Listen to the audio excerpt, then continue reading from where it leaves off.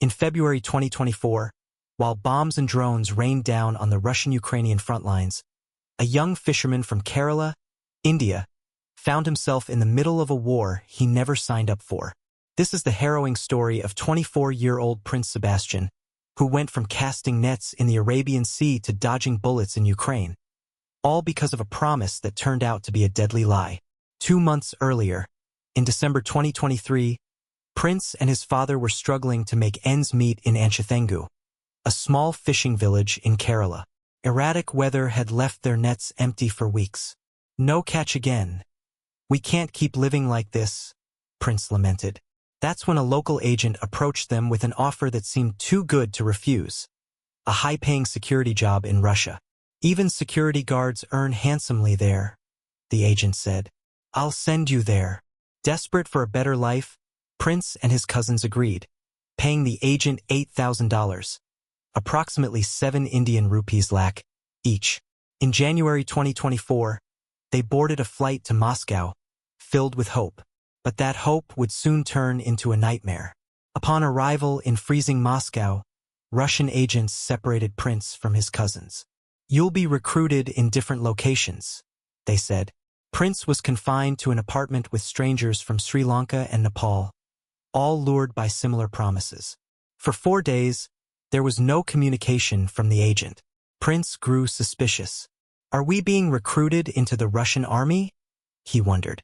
His fears were confirmed when the agent returned with chilling news. "You'll work as helpers in the Russian army." "What? No. You told us it was a security job," Prince protested. But the agent coldly replied, "There is no such job. Join the army or face jail for overstaying your visa." Scared and helpless, Prince and the others were taken to a Russian army base in Rostov. There, they were forced to sign documents in Russian, a language none of them understood. The papers stated they were voluntarily joining the army and were medically fit for service. Prince, who had never held anything more dangerous than a fishing rod, was thrust into a brutal training regime. Over 23 grueling days, he learned to handle AK-47s, rocket-propelled grenades, and M16 machine guns. But the horrors didn't end there. At night, he was forced to dig trenches and bury the bodies of fallen soldiers.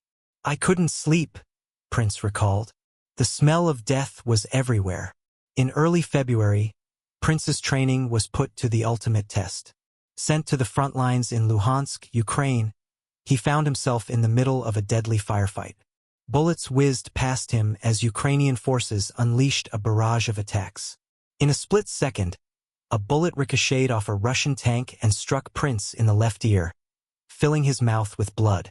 As he stumbled, a drone dropped a grenade nearby, killing the soldier next to him.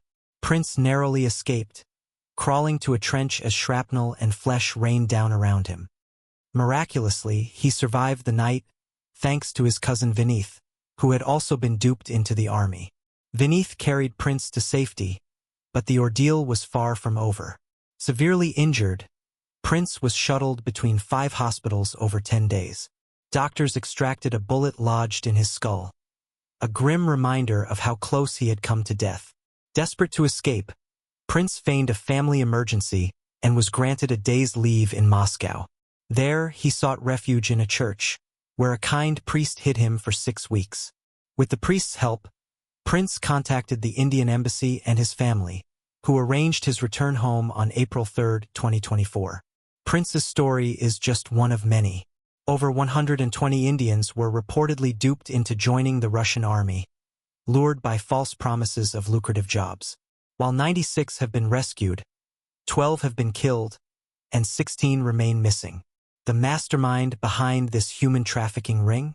A Dubai-based YouTuber named Faisal Khan, aka Baba, who deleted his channel after his lies were exposed.